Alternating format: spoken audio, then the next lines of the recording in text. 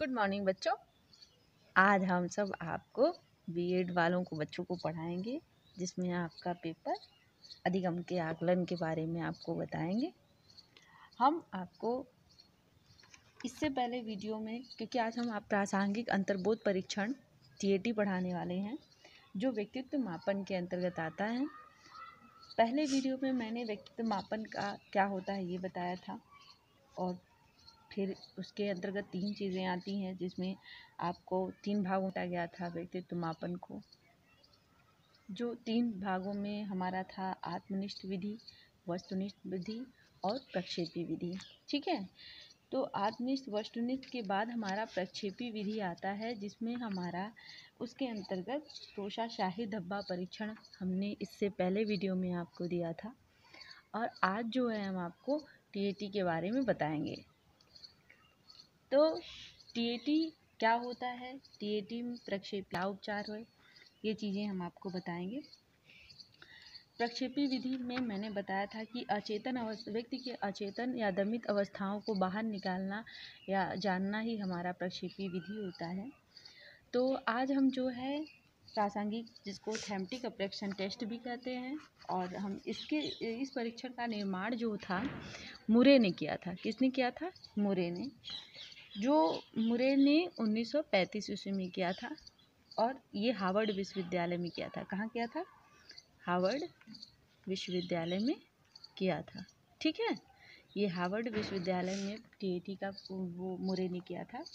इसके बाद जो है 1938 ईस्वी में मार्गन के साथ मिलकर इन्होंने कुछ इसमें संशोधन भी किया था, जिसको इसलिए कुछ लोग इसको हेनरी प्रक्षेपण विधि के नाम से जानते हैं, अंतर्बोध परीक्षण के नाम से, या फिर मार्गन। तो इसको हम जानते हैं कि मार्गन और मुरे, तो क्या कहते हैं इसको? मुरे एवं मार्गन टेस्ट के नाम से भी ये जाना जाता है। ठीक है, टीएटी जो है ये हेनरी और मार्गन दोनों के साथ मिलकर जाना जाता है, लेकिन सब ज़्यादातर कहते हैं मुरे ने किया है। तो टीएटी की खोज जो है हेनरी और मॉर्गन ने किया था। इसमें जो होता है ये जो है जो हमारा टीएटी है उसको कुछ भागों में डिवाइड किया गया है। जैसे टेस्ट मटेरियल इसका जो होता है, जैसे पहला हमारा होगा परीक्षण सामग्री। ठीक है, जिसको हम टेस्ट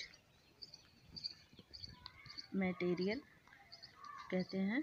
ठीक है, टेस्ट मटेरियल जो है ये जो होता है, इसमें टीएटी के अंतर्गत जो होता है, इसमें कुल 31 कार्ड होते हैं। कितने होते हैं? 31 कार्ड होते हैं। ठीक है, और 31 कार्डों में से जो 30 कार्ड होते हैं उस पर चित्र बने होते हैं। क्या होते हैं? चित्र बने होते हैं। और एक कार्ड जो होता है वो ब्लैंक होता है। ठीक, ब्लैंक कह सकते हैं, या हम कह सकते हैं सादा होता है। ठीक है, खाली होता है। 10 कार्ड जो होते हैं किसके लिए होते हैं? पुरुषों के लिए। तथा 10 कार्ड जो होते हैं वो स्त्रियों के लिए, और 10 कार्ड जो होते हैं स्त्री पुरुष दोनों के लिए होते हैं। ठीक है,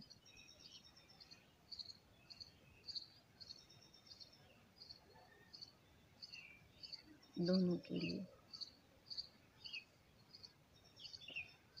एक जो होता है वो खाली होता है। कहीं कहीं आपको दिखाया गया कि 10 कार्ड पुरुषों और बालकों के लिए भी होता है, कहीं कहीं आपको ऐसा भी मिलेगा, ऐसा भी। 10 कार्ड स्त्रियों और बालिकाओं,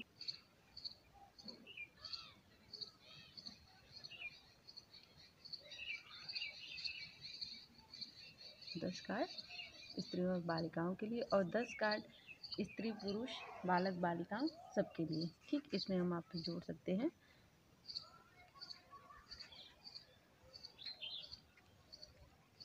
सबके लिए। ठीक है, तो ये जो कार्ड होते हैं, जो इस कार्ड का अनुकूलन जो है अनुकूलन जो है कलकत्ता की प्रोफेसर उमा चौधरी ने की थी। कहाँ किसने की थी?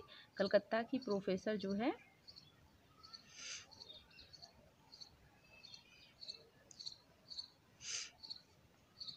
उमा चौधरी ने किया था। किसने किया था? उमा चौधरी ने। ठीक है, अब हमने देख लिया कि जो हमारा टीएटी है इसमें 31 कार्ड होते हैं। एक कार्ड ब्लैंक रखा जाता है जिसमें 10 कार्ड जो होता है पुरुषों और बालक के लिए होता है। 10 कार्ड जो होते हैं स्त्रियों और बालिकाओं के लिए होते हैं, या कहते हैं महिलाओं और बालकों के लिए होता है। और 10 कार्ड जो होते हैं स्त्रियों, बालिकाओं और पुरुष और बालकों दोनों के लिए होते हैं। एक कार्ड जो होता है वो ब्लैंक रहता है और 30 कार्ड जो होता है उस पर चित्र छपा रहता है। ठीक है, अब हम आते हैं परीक्षण विधि। जो हमारा दूसरा होगा वो टेस्ट मेथड होगा। ठीक है, दूसरा जो होगा वो होगा परीक्षण विधि। ये जो होता है टेस्ट मेथड होता है।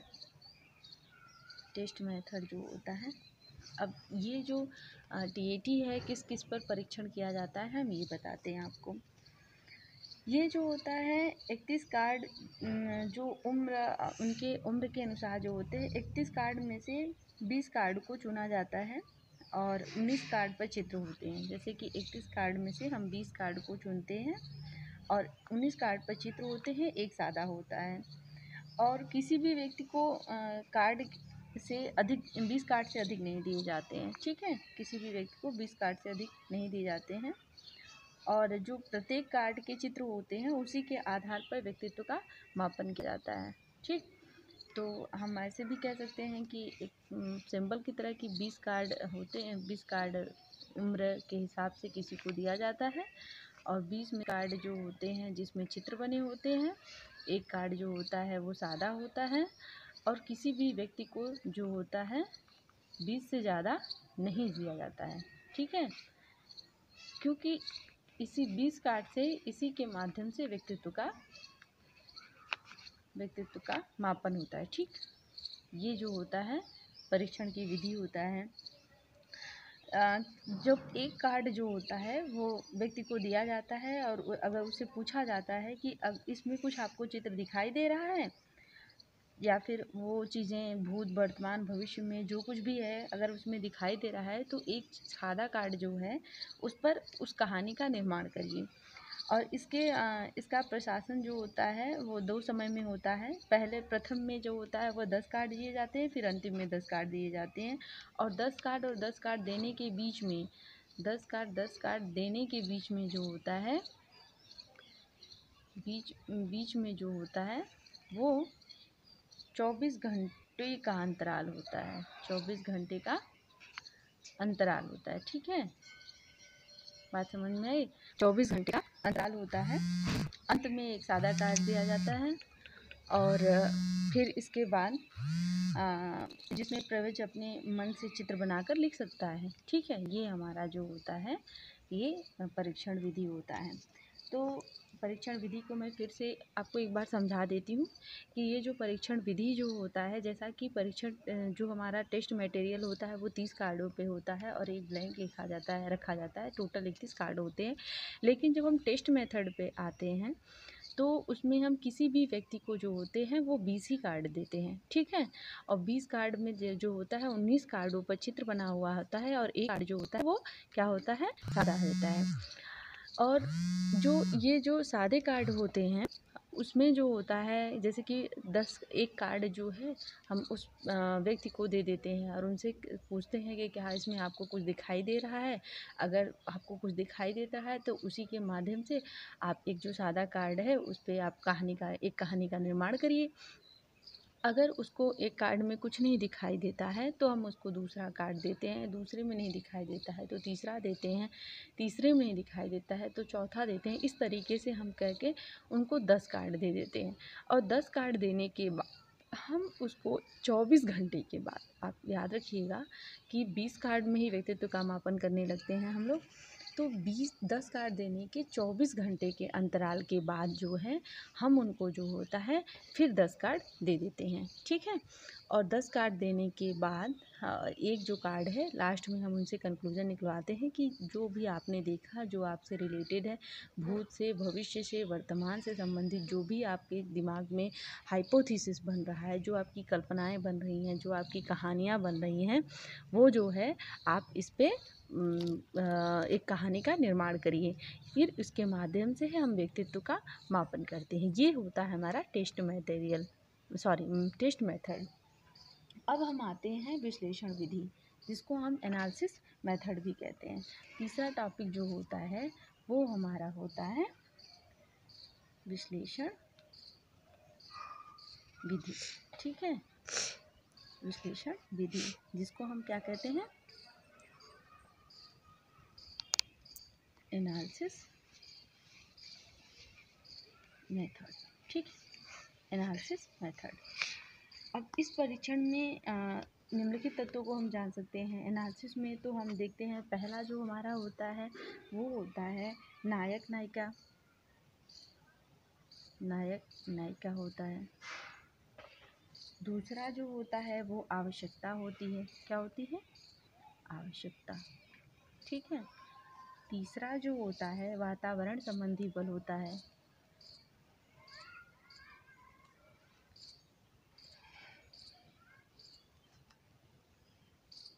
चौथा जो होता है वो वातावरणीय संबंधी बलों की अंतःक्रिया होती है। हम वातावरण संबंधी यहाँ बलों की अंतःक्रिया जोड़ देंगे, ठीक है। बस वातावरण संबंधी बलों की अंतःक्रिया, ठीक है। और अंत में हमारा पांचवा जो होगा वो होगा परिणाम, ठीक। अब हम ये देखते हैं कि विश्लेषण के अंतर्गत कितने टॉपिक आते हैं, 5 टॉपिक आते हैं। पहला जो होता है वो नायक नायिका आते हैं। दूसरा जो होता है वो आवश्यकता आता है। तीसरा जो होता है वातावरण संबंधी बल आता है। चौथा जो है वातावरण संबंधी बलों की अंतःक्रिया आता है। और पांचवा जो होता है वो हमारा परिणाम होता है, ठीक।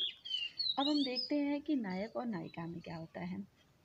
देखिए, प्रत्येक कहानी में जो जिस वस्तु या किसी पार्ट की जो भूमिका होती है उसे नायक समझकर या नायक समझाकर हम उसका पता लगाते हैं, क्योंकि उस व्यक्ति का जो नायक होता है वो आत्मीकरण से संबंध स्थापित करके आवश्यकताओं को वो प्रकट करता है।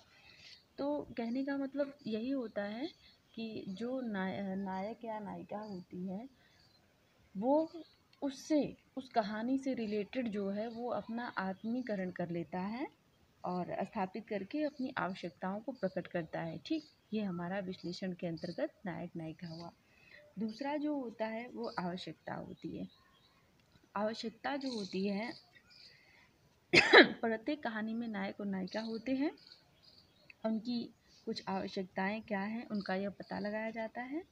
और मुरे ने इस परीक्षण में टीएटी के माध्यम से उनकी 28 आवश्यकताओं का मापन किया है। कितने?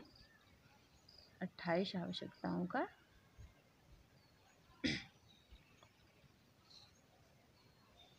मापन किया है, ठीक है। मुरे ने, बात समझ में आई? ये 28 मापन का आवश्यकताओं का मापन किया है। अब हम आते हैं वातावरण संबंधी बल। वातावरण संबंधी बल जिन्हें हम कह सकते हैं प्रेस की भी संज्ञा दे सकते हैं। ये एक ऐसे तत्व होते हैं जिनमें व्यक्ति विशेष की जो आवश्यकताएं होती हैं, आवश्यकताएं पूरी होती हैं या पूरी होने से वंचित रह जाते हैं। यही दो ही चीज़ें, या आपका कोई भी चीज़ होगा, चाहे आपका कार्य पूरा होगा या कार्य पूरा नहीं होगा, कह सकते हैं इसमें आवश्यकताएं आपकी पूरी होंगी या फिर पूरी नहीं। ये वातावरण संबंधी बलों में आती हैं। और वातावरण संबंधी बलों में अंतःक्रिया, हम कह सकते हैं प्रत्येक वातावरण संबंधी बलों में अंतःक्रिया होती हैं जिन्हें हम धीमा की संज्ञा दे सकते हैं। किसकी? धीमा की संज्ञा। और इसको हम प्रेस की संज्ञा देते हैं, ठीक है। जो वातावरण संबंधी बल होता है हम उनको प्रेस की संज्ञा देते हैं, और वातावरण संबंधी अंतःक्रिया में हम धीमा की संज्ञा देते हैं। इसके द्वारा जो होता है व्यक्तित्व में निरंतरता पाई जाती है, ये वातावरण संबंधी बल होता है। परिणाम में हम ऐसे कह सकते हैं, अब परिणामों के बारे में जानते हैं कि इससे जब कहानी में एक निष्कर्ष होता है कि वह उचित है या अनुचित है। उचित होने पर व्यक्ति के परिपक्व होने का ज्ञान होता है, अनुचित होने पर उसका कोई निष्कर्ष नहीं निकलता है। तो ये हमारा हुआ विश्लेषण विधि के अंतर्गत, एनालिसिस मेथड के अंतर्गत। ठीक है, अब हम आते हैं कि अब इसमें जो हमारा प्रासंगिक अंतर्बोध परीक्षण है, जिसमें हमने परीक्षण सामग्री देखा, परीक्षण विधि देखा, विश्लेषण विधि देखा, अब निष्कर्ष देखते हैं। ठीक, हमारा चौथा पॉइंट जो होगा वो निष्कर्ष होगा। क्या होगा? निष्कर्ष। निष्कर्ष जो होता है इसको हम एक बार फिर से बता देते हैं। एनालिसिस वाले में नायक नायिकाओं में ये उनका किसी भी कहानी या किसी चीज़ से आत्मीकरण हो जाता है।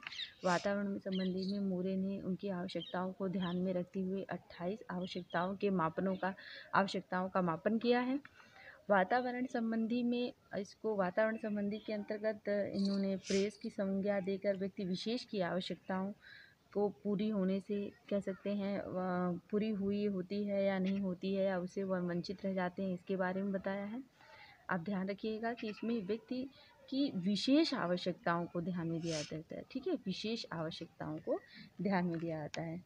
और इसमें जो वातावरण संबंधी बलों की अंतःक्रिया होती है, इसमें व्यक्ति में निरंतरता पाई जाती है। और परिणाम में हम ये देखते हैं कि वो कहानी का जो निष्कर्ष होता है उसमें जो उचित है या अनुचित है, और उचित है तो जो कहानी को लिखने वाला है या कहानी का निर्माण करने वाला है, व्यक्ति के परिपक्व होने का भी ज्ञान मिल जाता है। हम निष्कर्ष में आते हैं तो विश्लेषण के आधार पर ही हम निष्कर्ष निकाल सकते हैं। और इसमें जो होता है व्यक्ति की हम रुचियाँ जो होती हैं, व्यक्ति की रुचियों को, अभिरुचियों को, ठीक है, व्यक्ति के रुचियों को, अभिरुचियों को, आवश्यकताओं को, सामाजिक आवश्यकताओं को,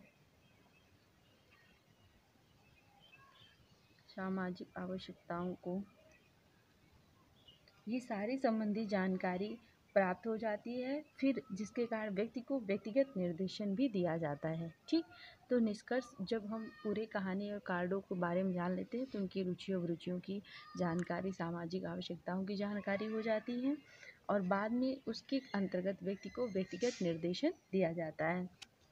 अब हमारा हुआ निष्कर्ष के बाद आलोचना।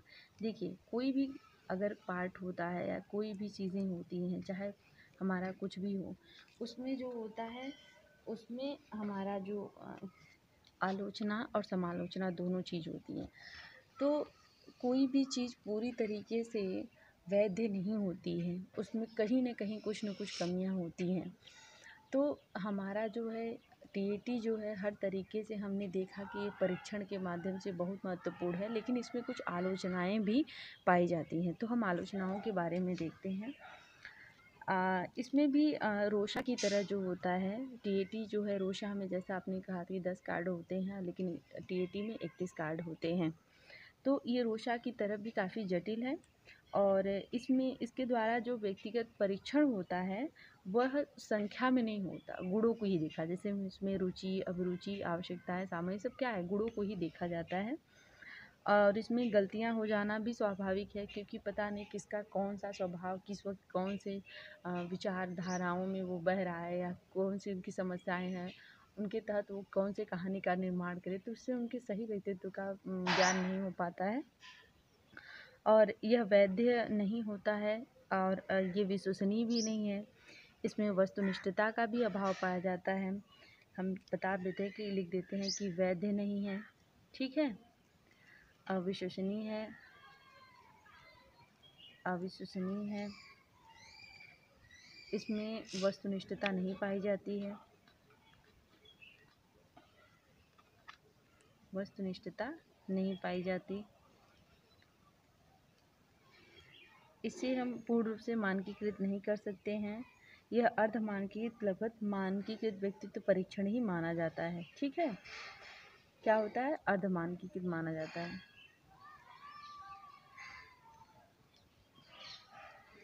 लगभग कह सकते हैं मानकीकृत व्यक्तित्व परीक्षण भी लगभग कह सकते हैं, पूर्णतया नहीं कर सकते हैं। ठीक है, लगभग मानकीकृत मान सकते हैं।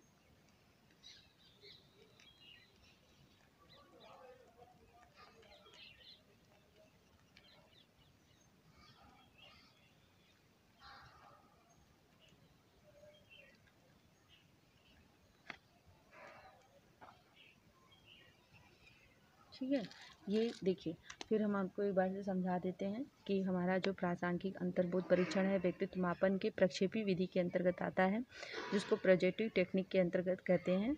और प्रोजेक्टिव टेक्निक में पहला हमने आपको वीडियो जो था इंक ब्लड परीक्षण, इंक ब्लड स्याही धब्बा परीक्षण के बारे में हमने बताया था, जो रोशा का था।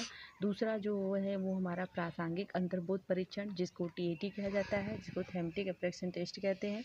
इसको हेनरी और मॉर्गन ने 1935 ईस्वी में, 1938 ईस्वी में मॉर्गन के साथ इन्होंने संशोधन किया था, और इसे मूरे और मॉर्गन टेस्ट के भी नाम से भी ये जाना जाता है। ये जो है पूरा टेस्ट जो होता है, परीक्षण जो है वो 5 भागों में डिवाइड किया गया है। पहला परीक्षण सामग्री, जिसको टेस्ट मटेरियल कहते हैं। दूसरा जो है परीक्षण विधि, जिसको टेस्ट मेथड कहते हैं। तीसरा जो है विश्लेषण विधि, जिसको हम एनालिसिस मेथड कहते हैं। चौथा जो है वो कंक्लूजन होता है कि क्या कंक्लूजन है। तीसरा जो हमारा लास्ट होता है वो क्रिटिसिज्म होता है, अर्थात आलोचना होता है। ठीक है, तो ये जो हमारा परीक्षण है, जैसा मैंने आपको बताया कि 30 कार्ड होते हैं। 30 कार्ड में 10 कार्ड जो है बालक और बालिकाओं के लिए, बालक और पुरुषों के लिए होते हैं। 10 कार्ड जो होते हैं महिलाएं और बालिकाओं के लिए होते हैं। 10 कार्ड जो होते हैं वो स्त्री पुरुष बालक और बालिका दोनों के लिए होते हैं।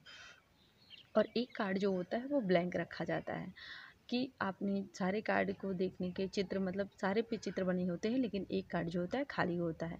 और इसमें जो है कलकत्ता की प्रोफेसर उमा चौधरी ने इसका क्या किया था, प्रतिपादन किया था, हिंदी अनुकूलन किया था। और ये जो होता है दूसरा में जो होता है वो टेस्ट मेथड होता है। इसमें 20 जो होते हैं कार्ड दिए जाते हैं, जिसमें 19 कार्डों पे चित्र बना जाता है और एक कार्ड सादा रहता है। 20 कार्ड में हम व्यक्तित्व के मापन का करते हैं, उससे अधिक हम नहीं देते हैं। 10 कार्ड हम देते हैं, और 10 कार्ड के देने के बाद 10 कार्ड जो और दिया जाता है उसमें केवल आपको 24 घंटे का अंतराल होना चाहिए, उससे कम नहीं होना चाहिए। 10 कार्ड के बाद हम उसके व्यक्तित्व के बारे में हम उसका मापन कर लेते हैं। तो अगला जो होता है वो विश्लेषण विधि होता है, हमारा एनालिसिस मेथड होता है। और एनालिसिस मेथड के अंतर्गत हमारा नायक नायिका, आवश्यकता, वातावरण संबंधी बल, वातावरण संबंधी बलों की अंतःक्रिया और परिणाम आते हैं। ठीक, नायक नायिका में जो होता है वो प्रत्येक कहानी में प्रमुख भूमिका में होती है, और नायक समझकर पता लगाता है, क्योंकि उस नायक या नायिका का आत्मीकरण स्थापित कर अपनी महत्वपूर्ण आवश्यकताओं को प्रकट भी करता है।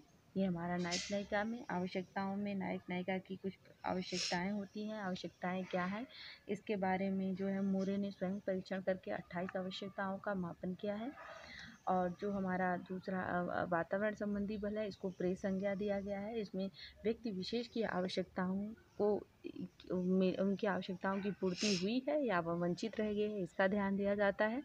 और वातावरण संबंधी बलों की अंतःक्रिया को धीमा संज्ञा कहा गया है, और इसमें जो है व्यक्तित्व में निरंतरता पाई जाती है, ऐसा इसमें वातावरण संबंधी के अंतर्गत बताया गया है।